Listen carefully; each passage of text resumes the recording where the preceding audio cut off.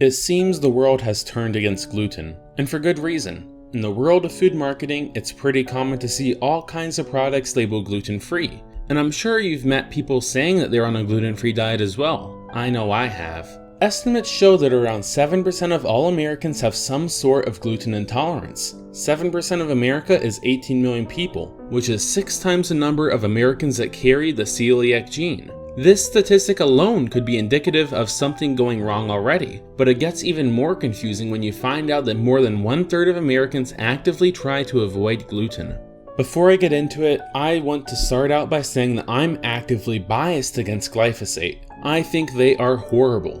The reason I'm interested in this topic in the first place is because my own mother has such an extreme gluten intolerance that even breadcrumbs will give her intense migraines that last days. So when I found out she could eat all sorts of bread products in France without having any problems at all, my curiosity shot through the roof. So what's different between America and France? Well, for the purposes of staying transparent, lots of European countries use sourdough for baking. Sourdough involves the fermentation of bread for sometimes up to 3 days. The yeast in the bread go to town on the gluten and remove up to 90% of all gluten in just 1 day. However, even the slightest amount of gluten would trigger my mom's gluten sensitivity, so it's likely not that. European countries spray much lower amounts of glyphosate on their crops, and in some countries like France and Italy, glyphosate has been completely phased out. So could gluten intolerance really be caused by glyphosate? Well, to answer that question, it's important to know what glyphosate is. Glyphosate first became used as an herbicide in the 1970s, and it's the main ingredient in Roundup, an herbicide that doesn't kill certain genetically modified food crops. Roundup was first used in only small amounts, but in the 90s it boomed in popularity, as seen in this graph that juxtaposes glyphosate use and celiac disease, a striking correlation. A study in 2009 compared antibodies of dead people from the 1940s to the antibodies of people in 2009. They found a 4-fold increase in celiac disease in the 2009 samples. Celiac disease is associated with imbalances in the gut microbiota, which could also be explained by glyphosate.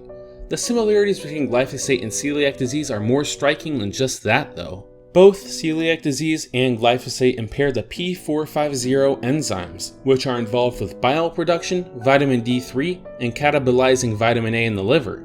Celiac disease also leads to deficiencies in iron, cobalt, and copper, all of which can be explained by glyphosate's ability to chelate these elements. In the soil, glyphosate binds to vital nutrients such as iron, manganese, zinc, and boron in the soil, leading to a less nutritious plant. Deficiencies in tryptophan, tyrosine, and other amino acids in celiac patients match glyphosate's known depletion of them as well. Also, people with celiac disease have higher rates of non-Hodgkin's lymphoma, which has been implicated with glyphosate as well. With this evidence, along with the rate of celiac disease being 4 times higher today than it was in the 50s, it's my contention that glyphosate poisoning is augmenting the number of celiac cases there really are, as well as giving people that don't carry the celiac gene gluten intolerance.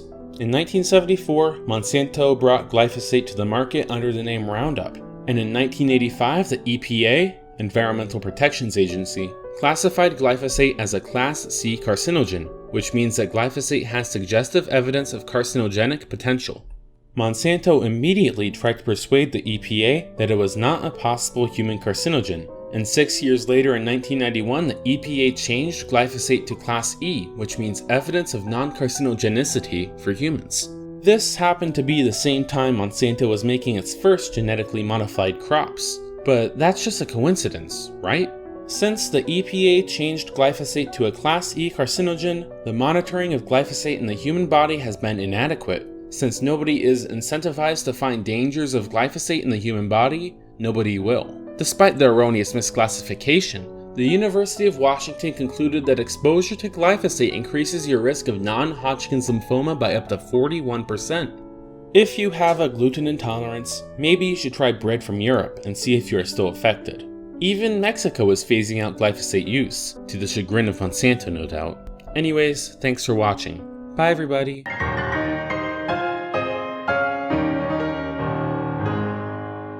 Hey Vsauce, Michael here. Discord is not a good thing. And as always, thanks for watching.